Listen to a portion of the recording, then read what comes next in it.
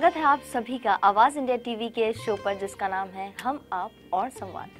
आज का जो हमारा संवाद है ये बहुत ही एक महत्वपूर्ण विषय पर है जो कि है पॉलिटिक्स, राजनीति। और इस विषय पर हमारे साथ संवाद साधने के लिए जो मेहमान हमारे साथ हैं उनका नाम है शिप्रा उके जी।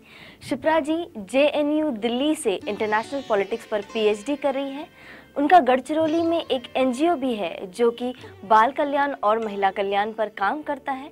विविध देशों में जाकर वहां पर कॉन्फ्रेंस अटेंड कर इन्होंने दूसरे देशों की राजनीति को भी समझा है। आइए राजनीति के बारे में शिप्रा जी से संवाद को आगे बढ़ाते हैं। Ma'am welcome to our show, बहुत बहुत स्वागत है। जैसे हम जानते हैं कि आप PhD कर रही है इंटरनेशनल पॉलिटिक्स में। पहले शुरुआत करेंगे कि पॉलिटिक्स क्या है, राजनीति क्या है। काफ़ी सारे ऐसे लोग हैं जिन्हें पता ही नहीं, हमारी उम्र के जो है राजनीति क्या है कुछ नहीं जानते, बस कहते हैं कि ये एक गंदगी है, अवॉइड करते हैं उसको। आप क्या कहना चाहोगे, किस तरह से डिफाइन करेगी आप? राजनीति के बारे में वो लोग ज़्यादा बात करते हैं जो राजनीति नहीं जानते जी।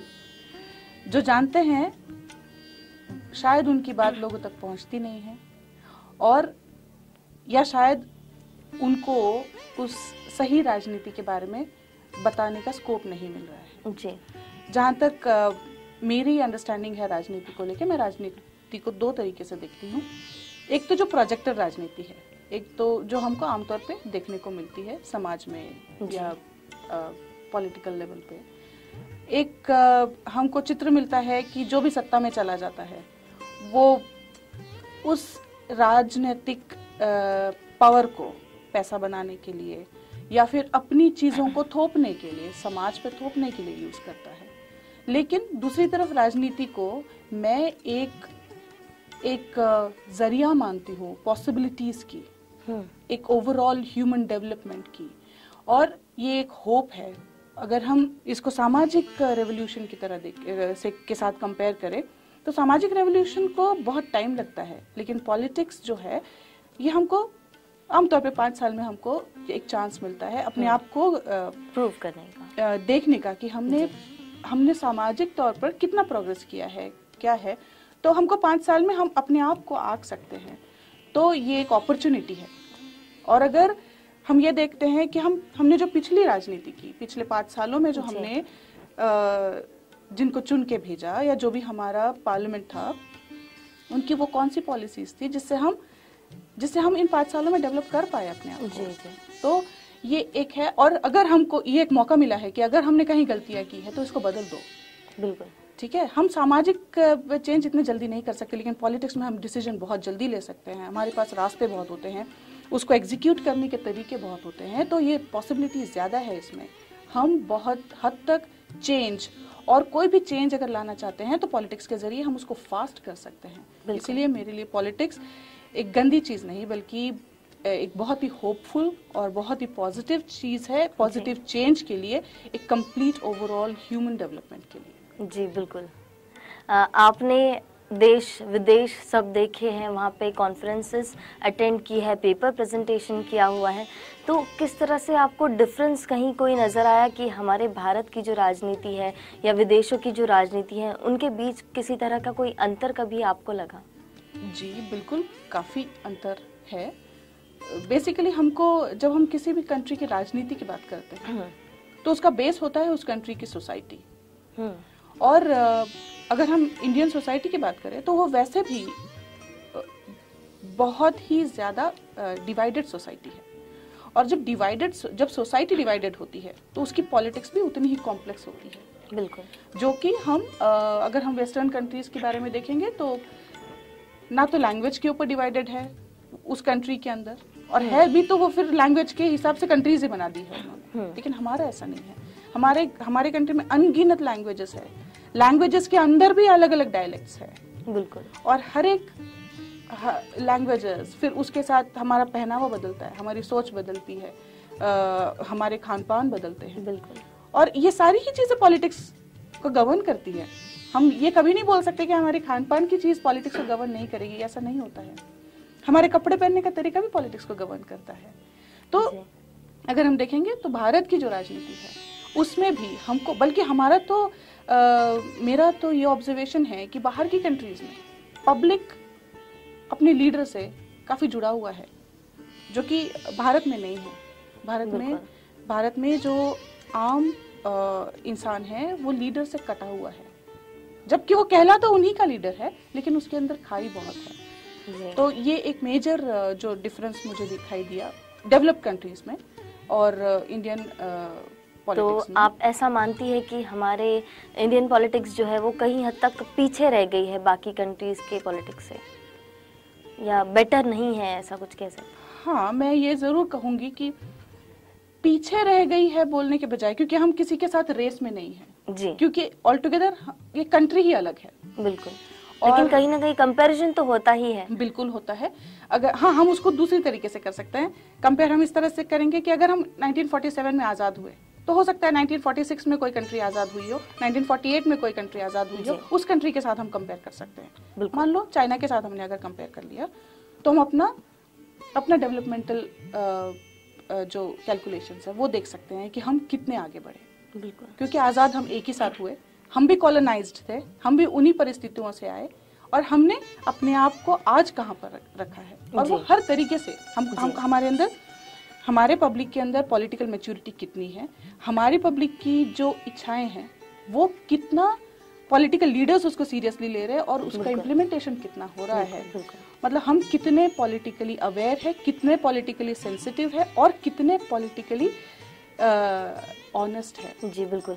आपने जैसा बताया था कि हमारे इंडिया में कितनी सारी लैंग्वेजेस है, कितने सारे पहनावे हैं, उतनी ही ज़्यादा कास्ट है और हमारा सिस्टम भी ऐसा है कि कास्ट को लेकर बहुत ज़्यादा सेंसिटिव है और हर चीज़ को कास्ट से जोड़ा जाता है। इस बारे में आपका क्या मत है? देखिए, जब हम अपना रिप्रेजेंटेटिव भेजते हैं, पॉलिटिक्स में हम क्या करते हैं जी, आप और मैं पार्लियामेंट में नहीं जा सकते, ठीक है। हमने अपना एक रिप्रेजेंटेटिव भेजा है पार्लियामेंट के अंदर जो हमारी बात करेगा। बिल्कुल। और इसी तरह से जो डिप्राइव्ड सेक्शंस हैं, अगर लोअर कास्ट की हम बात करें और मार्जिनलाइज्ड कुछ रिलीजन्स है उनकी बात करें, ट्राइबल का इतना बड़ा पॉपुलेशन है उनकी अगर बात करें, तो वो उनकी आवाज बन के पार्लियामेंट में बैठता है, जो भी हमारा रिप्रेजेंटेटिव है। अब जहां तक कास्ट की बात है जी, तो इसलिए मैं कहती हूँ कि भारत की राजनीति थोड़ा अलग है, क्योंकि बड़ी खूबसूरत सी चीज है भारत में कि यहाँ पे कुछ कास्ट सिर्फ राज करने को पैदा हुई है जी, ठीक है। कुछ कास्ट ऐसी है जो राजा लोगों को एडवाइस देने के लिए पैदा हुई है जी, सबके काम फिक्स है। और वैसे ही कुछ कास्ट ऐसी है जिनको हमेशा मारते रहना, जिनको हमेशा एक्सप्लॉइट करना, यही उसी चीज के लिए पर्टिकुलर कास्ट बनी हुई है। कुछ कास्ट के लोगों को हम देख सकते हैं, कुछ कास्ट के लोगों को हम देख नहीं सकते, कुछ को छू सकते हैं, कुछ को नहीं छू सकते जी, कुछ को हम घर में बुला सकते हैं, कुछ को नहीं बुला सकते, ठीक है। किसी को हम सवेरे नहीं देख सकते तो किसी को शाम को नहीं देख सकते जी, हम इस तरह से बटे हुए हैं। बिल्कुल। तो और जहां तक इतना बटाव या इतने डिफरेंसेस होंगे उस सोसाइटी के अंदर, जाहिर है मेरी डिमांड, आपकी डिमांड, किसी और की डिमांड हमेशा ही अलग हो। जी शिप्रा जी, मैं यहाँ पर आपको थोड़ा रोकना चाहूंगी। यहाँ पर एक छोटे से ब्रेक का वक्त होता है। जो रोल है कास्ट का, रिलीजन का, उसको लेकर हम बातचीत आगे और भी करेंगे। यहाँ पर लेते एक छोटा सा ब्रेक, कहीं मत जाइए, संवाद शिप्रा जी से जारी है। वैसे ही अगर 18 साल की उम्र में हमको समझ में नहीं आ रहा है कि पॉलिटिक्स क्या है, तब भी हम वोट करने जाते हैं। हम आप और संवाद।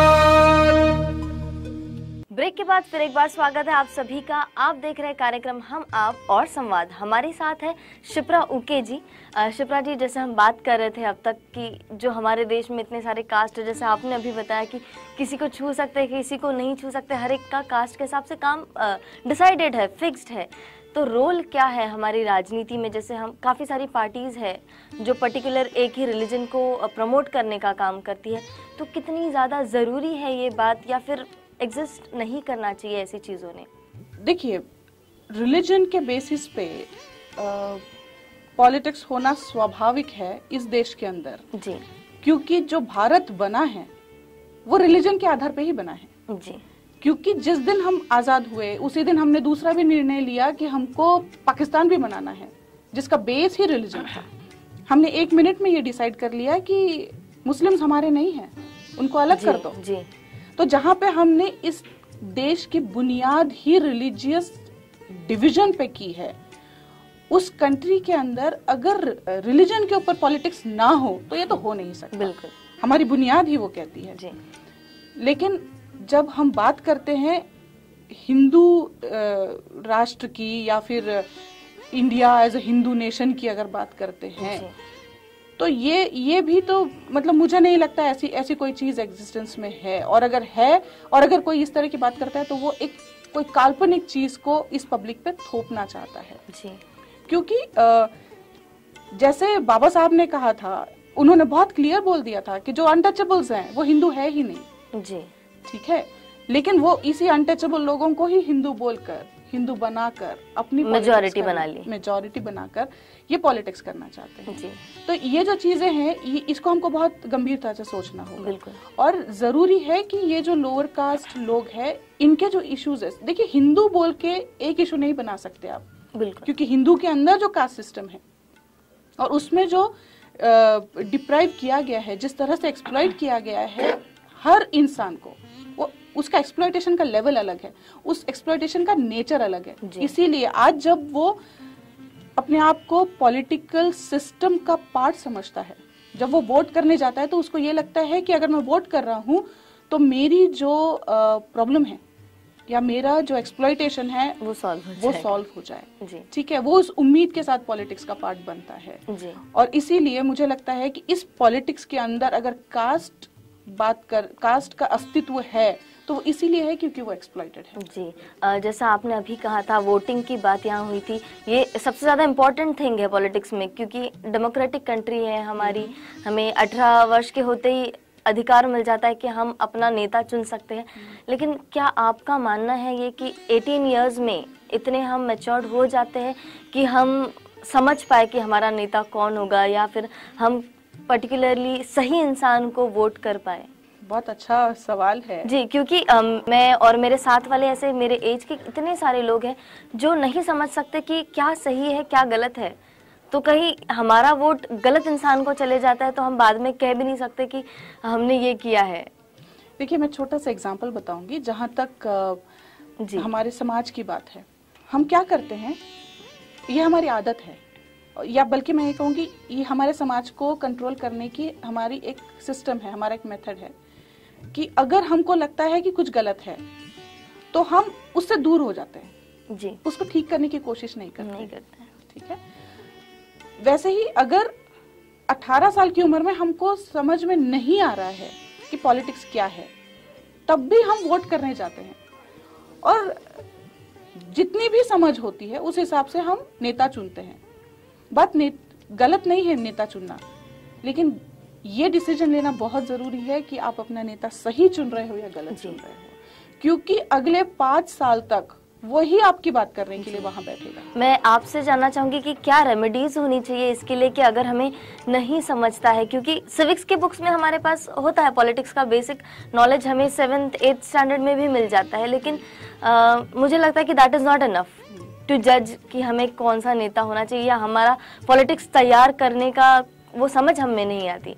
तो इसके लिए क्या रेमेडीज होनी चाहिए? देखिए, जहाँ तक वोटर की बात है जी, तो हमको अगर हम अच्छा नेता चाहते हैं तो हमको पहले जागरूक वोटर बनना होगा। जी बिल्कुल। और अगर हमको जागरूक वोटर बनना है तो उसकी ट्रेनिंग लेनी होगी, कहीं ना कहीं से शुरू करना होगा। हमको अपने बच्चे को तैयार करना होगा, जो बच्चा स्कूल में है उसके करिकुलम में वो ऐड होना चाहिए जी, कि उसको बड़ा होके सिर्फ ये नहीं है कि उसको अपनी रोजी रोटी अपना घर संभालना है, वो इस कंट्री का एक यूनिट है जी, और वो ही मिलके, और उसके जैसे बच्चे जब बड़े हो जाते हैं वही मिलके ये समाज बनता है, यही समाज बनके फिर कंट्री बनती है जी। तो जब हम उसकी तरफ देखते हैं तो हमको फ्यूचर नजर आना चाहिए, उसमें हमारा फ्यूचर लीडर नजर आना चाहिए। तो उसकी जो शिक्षा होगी, उसकी जो ट्रेनिंग होगी, वो स्कूल में होनी चाहिए। जो आप कह रहे हैं कि बहुत सारे लैक्यूनाज है हमारे सिलेबस में, वो हमको पूरा करना पड़ेगा, उसकी तरफ ध्यान देना पड़ेगा हमको। वो बच्चा जब 18 इयर्स की, आपने बोल दिया कि आप वोट करने के लायक हो, काबिल हो, आपको उसको तैयार करना पड़ेगा। क्या सही है और क्या गलत, ये बताना होगा देश के लिए, आपके लिए, सो दैट उसको लगे कि वो एक रिस्पॉन्सिबल सिटीजन है। बिल्कुल ये ट्रेनिंग उसको 18 साल से पहले ही मिलनी चाहिए, ताकि वो रिस्पॉन्सिबल रहे। उसको ये बताना भी होगा कि अगर आप गलत वोट करते हो तो आप खुद कहाँ जा रहे हो और अपनी कंट्री को कहाँ लेके तो जाओगे। किस तरह से ये ट्रेनिंग दी जानी चाहिए, कोई उपाय जैसे हम कहते हैं? देखिए, अभी तो स्कूल करिकुलम में तो मुझे ऐसा कुछ दिखाई नहीं देता है, लेकिन अभी कुछ दिनों से हम लोगों ने, कुछ हफ्तों से हम लोगों ने नागपुर में काम शुरू किया है। जी। हम लोगों ने एक फोरम बनाया है, forum for research in public leadership, जी। जिसमें हम पहले तो हमने इसका सर्वे करना शुरू कर दिया है जी। और इसी के जरिए हमने लोगों के व्यूज लिए हैं, वो पॉलिटिक्स को क्या समझते हैं, पॉलिटिक्स माने उनके लिए क्या है, यहाँ से लेके हम लोगों ने लोगों तक बीच में जाके एकदम जो ग्राउंड लेवल, एकदम मासस में जाके हम लोगों ने वो फॉर्म्स भरवाए हैं, सर्वे फॉर्म्स भरवाए हैं। और तो कैसा रिस्पांस रहा, और उससे जाहिर सी बात है एक सर्वे हो गया है, तो क्या लगता है आपको यूथ पार्टिसिपेशन किस तरह से है पॉलिटिक्स में आज की स्थिति में? नहीं, यूथ पार्टिसिपेशन तो मैं बोलूंगी कि बहुत ही दयनीय स्थिति में है। यूथ पार्टिसिपेशन नहीं के बराबर है, और उसके रीजंस भी है, बहुत बड़े बड़े रीजंस है उसके। सबसे पहली बात, यूथ को पता ही नहीं है पॉलिटिक्स क्या है। जी। यूथ को ये होप ही नहीं है, ये उम्मीद ही नहीं है कि पॉलिटिक्स में जाके कुछ अच्छा हो सकता है, या पॉलिटिक्स में जो आदमी है वो अच्छा हो सकता है। जी। तो ये जब तक, पहली बात तो ये जो गंदगी है ये हमको उसके दिमाग से साफ करनी होगी। वो कितना जानता है पॉलिटिक्स के बारे में, जैसे कि हमने सर्वे करने के बाद पता चला है कि वो जानता ही नहीं है पॉलिटिक्स क्या है। जी। और अधिकतर लोगों ने तो ये लिखा है कि पॉलिटिक्स धंधा बन गया है, पॉलिटिक्स पैसा कमाने का जरिया बन गया है, सब भ्रष्टाचार है।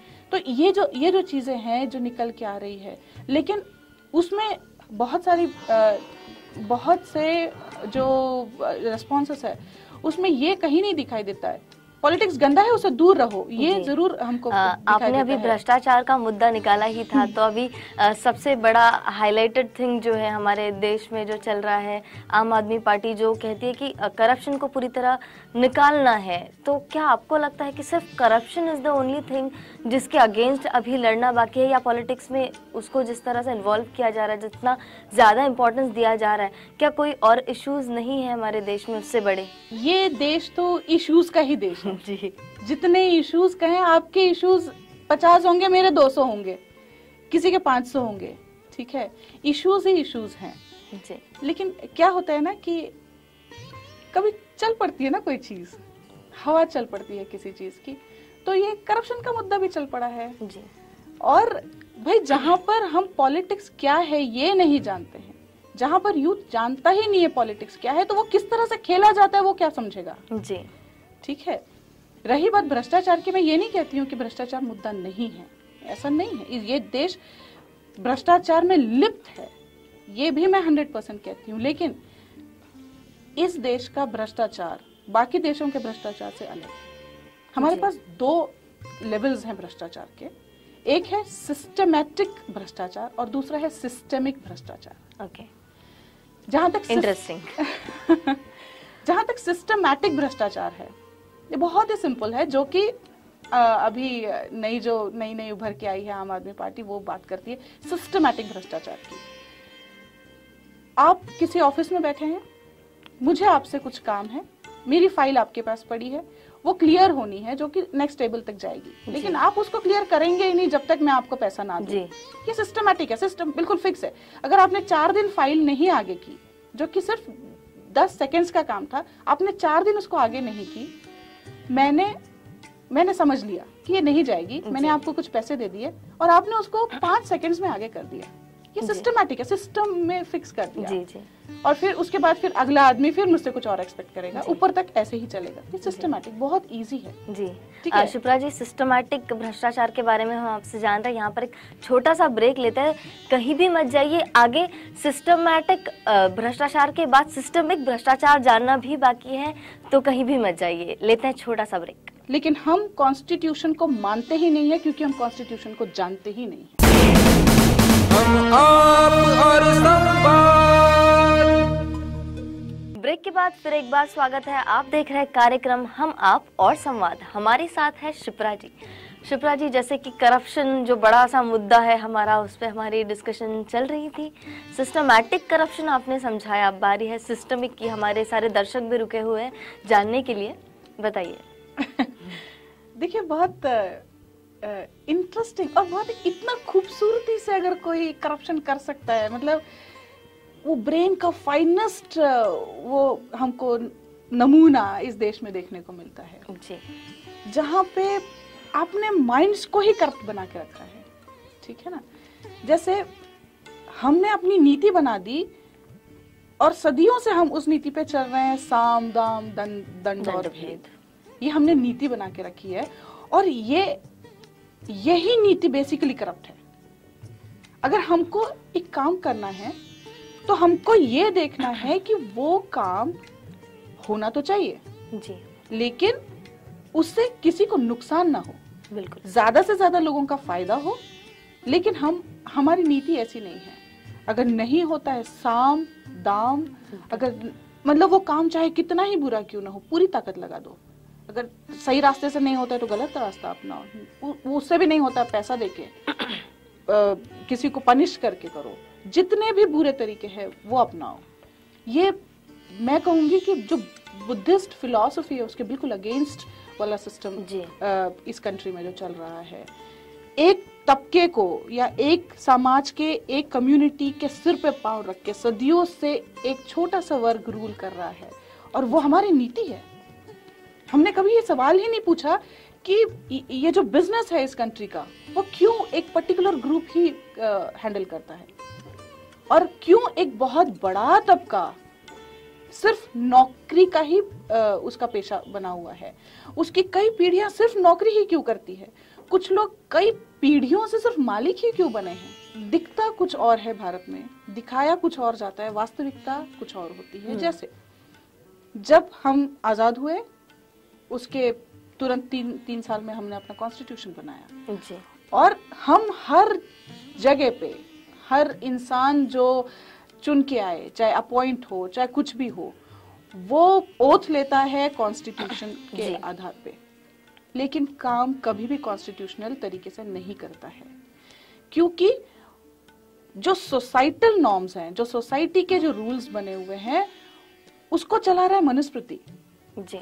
और आप एडमिनिस्ट्रेशन चलाना चाहते हैं कॉन्स्टिट्यूशनल उस पे जी। आप घर से पढ़ के आते हो औरत को कैसे दबाना है, और बाहर आके ऑफिस में बैठते हो, वुमेन एंड चाइल्ड डेवलपमेंट के ऑफिस में बैठते हो जी। और घर में आपको आपकी सोसाइटी सिखाती है कि औरत को बाहर नहीं निकलना है घर से। तो आप कैसे आप एक पॉजिटिव स्टेप लेंगे घर से बाहर निकल के औरतों के प्रति, कैसे आप एक पॉजिटिव डिसीजन लेंगे? ये नहीं हो सकता। आपका ट्रेनिंग मैटर करता है आपके डिसीजन मेकिंग में। आपको कहाँ से ट्रेनिंग मिल रही है ये बहुत मैटर करता है। अगर आपकी ट्रेनिंग मनुस्मृति है, आप कभी भी वो सबको संभाल लेने वाले कॉन्स्टिट्यूशन को, वो कॉन्स्टिट्यूशन जो सबको इक्वल देखता है, उसकी और आपकी बराबरी हो ही नहीं सकती। इसलिए मैं कहती हूँ कि हमारे माइंड्स अगर मनुस्मृति ने खराब किए हैं, वो हमारा सिस्टम है। मनुस्मृति के सिस्टम पे, मनुस्मृति की सोच पे ये कंट्री चल रहा है, ये हमारा सिस्टम उस पे बेस्ड है। और ये जो करप्शन है, हम ये सोचते हैं कि लड़की अगर एजुकेशन देना है तो लड़की को सिर्फ इतना ही एजुकेशन देना है कि उसको एक अच्छा सा लड़का मिल जाए। हमने उसकी लिमिट तय कर दी, ठीक है। जबकि फ्रीडम, लिबर्टी, इक्वालिटी ये कॉन्स्टिट्यूशन में है। पढ़ाते भी है तो कहते हैं कि पढ़ी लिखी होगी तो अच्छा हस्बैंड मिलेगा, एम वही है। हाँ, तो ये लिमिटेशंस कहाँ से आती है? ये लिमिटेशन कॉन्स्टिट्यूशन ने नहीं लगाए हैं, ये लिमिटेशंस आपको मनुस्मृति से मिलते हैं। जी बिल्कुल। तो ये जो सिस्टमिक करप्शन है, ये है सिस्टमिक करप्शन। मेरा सवाल ये है कि जो पार्टियां, नई पार्टियां करप्शन का मुद्दा लेके आई है, उनका इस सिस्टमिक करप्शन पे क्या स्टैंड है? जो पैसा हमारा, इतना पैसा, भाई ऑफिसर्स में ठीक है, मैं आपको पैसा देके अपना काम करवा रही हूँ, उस पर तो आप बात कर रहे हो, लेकिन अगर मैं पैसा मंदिरों में दे रही हूँ, लाखों रुपया मंदिरों में चढ़ा रही हूँ, सोना मंदिरों में चढ़ा रही हूँ, उसके बारे में आपका क्या? जो ब्लॉक होता है अल्टीमेटली वो कहीं नहीं जाता वहाँ से। यही मैं पूछना चाहती हूँ कि ये भी तो पैसा है भाई जी। इस करप्शन के बारे में मतलब क्या स्टैंड है जी? और एक पर्टिकुलर कम्युनिटी के पास जो इतना पैसा है, उस पर्टिकुलर कम्युनिटी के पैसों के बारे में आपका क्या स्टैंड है, क्यों आया, कैसे आया, उसके बारे में, उस करप्शन के बारे में क्या स्टैंड है। भाई आता है ही वो राजे रहे हैं, बिजनेस कम्युनिटी रही है, ऐसे कैसे हो सकता है, ऐसे कैसे हो सकता है। एक डेमोक्रेटिक कंट्री के अंदर अगर हर इंसान बराबर है तो सदियों से एक ही कम्युनिटी कैसे राज कर सकती है जी। अगर हम अपने आप को एक आजाद भारत कहते हैं तो हमको इस सिस्टमिक करप्शन को पहले एड्रेस करना होगा और उसमें इक्वालिटी दिखनी चाहिए। उसमें देखिए, मैं ये कहती हूँ इसको हमको कुछ भी करने की जरूरत नहीं है। सच पूछो तो अगर हम सिर्फ और सिर्फ ऑनेस्ट रहे कॉन्स्टिट्यूशन के प्रति, जी बिल्कुल, तो ये सब कुछ हो जाएगा, सब कुछ। लेकिन हम कॉन्स्टिट्यूशन को मानते ही नहीं है क्योंकि हम कॉन्स्टिट्यूशन को जानते ही नहीं है। बिल्कुल, बहुत ही अच्छी और सच्ची बात आपने ये बोली है कि कॉन्स्टिट्यूशन को मानेंगे तब जब जानेंगे। जानना सबसे ज्यादा इम्पोर्टेंट है। जैसे हम अभी बात कर ही रहते कि यूथ पार्टिसिपेशन कैसा है, आम आदमी पार्टी जो लेके आई है करप्शन का मुद्दा, काफ़ी सारे यूथ उनसे जुड़े हुए हैं। हम ये कह सकते हैं कि मेजॉरिटी ऑफ यूथ उनको सपोर्ट कर रही है। और इसी तरह से 4-5 साल पहले शिवसेना मनसे को भी सबसे ज़्यादा यूथ ने ही सपोर्ट किया था, काफ़ी ज़्यादा दंगे हुए थे उस वक्त। इन दोनों चीज़ों को अगर हम कंपेयर करें और आपका मत जानना चाहें इस पर, तो क्या होगा? देखिए क्या है, जब यूथ मेरे दिमाग में, मतलब ये वर्ड भी जब मैं सोचती हूँ जी, तो तुरंत एक चीज नजर आती, एनर्जी जी। और उस एनर्जी को पॉलिटिक्स में यूज बहुत अच्छे से किया जाता है जी, क्योंकि जहाँ एनर्जी है वहीं तो यूज करोगे ना आप। बूढ़ों में तो एनर्जी बची नहीं है तो उनको कैसे यूज करोगे जी। जहाँ पे रीसेंट जो फिनोमिनन आप का अगर हम देखेंगे जी, तो मैं पर्सनली मैं किसी पार्टी के फेवर या अगेंस्ट बात नहीं करना चाहती, लेकिन एक चीज तो जरूर मैं बताऊंगी कि रिसेंटली क्या क्या चेंजेस हुए हैं और यूथ को लेके क्या क्या चेंजेस हम ऑब्जर्व कर सकते हैं। एक यूथ्स आए हैं, Rahul Gandhi is a youth, Sachin Pilot is a youth, फिर उसके बाद वो क्या नाम है, सिंधिया और ये सब जी, ये आए हैं। लेकिन फिर लालू प्रसाद का भी बेटा आया है, दिग्विजय सिंह का भी बेटा आया है, लेकिन ये यूथ्स आए हैं। और सब लोगों का ये कहना है कि पढ़े लिखे लोगों ने आना चाहिए, पढ़े लिखे यूथ्स ने आना चाहिए। ये पढ़े लिखे भी है जी, लेकिन 2 तरीके के यूथ्स होते हैं जी। और उनमें सबसे इम्पोर्टेंट पार्ट ये है कि एक यूथ वो है जो डायनेस्टी पॉलिटिक्स को एस्टेब्लिश करने के लिए, जो उनके बाप दादाओं ने जो पॉलिटिक्स खेली वही पॉलिटिक्स करने के लिए वो उतरे हैं। दूसरा यूथ है जो ग्राउंड से आएगा, ठीक है, जो अपनी जमीन से, अपनी इश्यूज को, अपनी कम्युनिटी से को रिस्पॉन्स करते हुए आएगा, जो अपनी रिस्पॉन्सिबिलिटी को समझेगा कि एज अ लीडर, अगर मैं किसी कम्युनिटी को लीड करना चाहता हूँ, एज अ लीडर मेरी रिस्पॉन्सिबिलिटीज क्या हो मेरे समाज के प्रति, वो जो यूथ आएगा वो उस पॉलिटिक्स के अगेंस्ट खड़ा होगा। तो ये जो 2 टाइप के यूथ्स हैं, ये वो यूथ्स है जो अपनी जो बाप दादाओं वाली जो पॉलिटिक्स है, वही मसल पावर, वही मनी पावर और उसी को आगे बढ़ाने वाला यूथ है। पढ़ा लिखा जरूर है, नेम पावर, ठीक है, लेकिन वो उस गंदी पॉलिटिक्स को ही आगे बढ़ाने की काम करेगा। जबकि जो ग्राउंड से आएगा वो यूथ उस सिस्टम के अगेंस्ट काम करने वाला होगा, वाइल्ड कार्ड एंट्री। हाँ, और इसकी मेन जो प्रॉब्लम है इस समाज का, पार्टी सिस्टम जिस तरह से फंक्शन कर रही है, मेरे हिसाब से भारत में पार्टी सिस्टम फेल हो चुकी है, कंप्लीटली फेल हो चुकी है, क्योंकि किसी भी पार्टी में कोई डिफरेंस नजर नहीं आता है। कोई भी नया इंसान जो कि इस पॉलिटिकल स्ट्रीम का पार्ट बनना चाहता है, एक पॉलिटिक्स फॉर चेंज इस अप्रोच से अगर आना चाहता है, उस यूथ को पॉलिटिक्स में एंट्री ही नहीं है, कोई पार्टी उसको जगह नहीं देगी। ये सबसे बड़ा इशू है आज किसी भी ऐसे यूथ के सामने जो सच में कुछ करना चाहता है जी। तो ये पहले यूथ की एंट्री बंद, दूसरा वही एंट्री करेंगे जिसके बाप दादा बड़े पार्टी ओनर्स रहे हैं या पार्टी ही उनके घर से चली है, वही लोग आएंगे। तीसरा, जो आज जो हम यहाँ पे जो यूथ देखने को मिलता है, आप और इसका आप में और मनसे की जो आपने बात की जी, जो सपोर्टर्स है, हाँ, जो मोर्चों में जाते हैं, बिल्कुल। देखिए ये एक वो कहते हैं ना, कोई चिंगारी चाहिए आग को भड़कने के लिए जी। तो एक इशू उठा लीजिए आप आमची मुंबई आमी मराठी और ऐसा कोई इशू उठा लीजिए जिससे इग्नाइट कर दो आप यूथ को, तो वो तो सड़कों पे उतर आएंगे जी, ठीक है, भड़क जाते हैं। वो ये भी नहीं जानते हैं, वो ये भी नहीं जानते हैं कि भाई ये मराठी वाला इशू मुझे सब मेरे फायदे का है या नुकसान का है, ये मेरे लिए कितना फ्रूटफुल है या नहीं है, वो कुछ नहीं जानते क्योंकि पॉलिटिक्स वो जानते ही नहीं है। हमने अपने लोगों को पॉलिटिकली ट्रेन किया ही नहीं है, इसीलिए हम जैसी मर्जी है हम अपने यूथ को यूज कर पा रहे हैं। जी बिल्कुल, ये तो जाहिर सी ही बात है और ये ऑब्जर्वेशन है, ये कोई ऐसा नहीं कह रहा है, अपने दिल की बात नहीं, ये हर कोई जानता है। वैसे इस बातचीत को अगर हम जितना लंबा खींचे उतना चलेगी, क्योंकि इश्यूज ये जो है वो ख़त्म होने वाले नहीं हैं और आपकी राय इस पे जानी ये बहुत अच्छी बात थी। यहाँ पे वक्त होता है संवाद को यहाँ समाप्त करने का, लेकिन जाने से पहले चाहूँगी कि दर्शकों के लिए कोई एक मैसेज आप दें। तो मैं ये कहना चाहूँगी कि हमारा जो यूथ है और हमेशा से जो यूथ चाहे पास्ट का रहा हो चाहे फ्यूचर में भी जो यूथ रहेगा, वो हमारी पूंजी है, हमारा एसेट है, वो कल का इतिहास लिखेगा।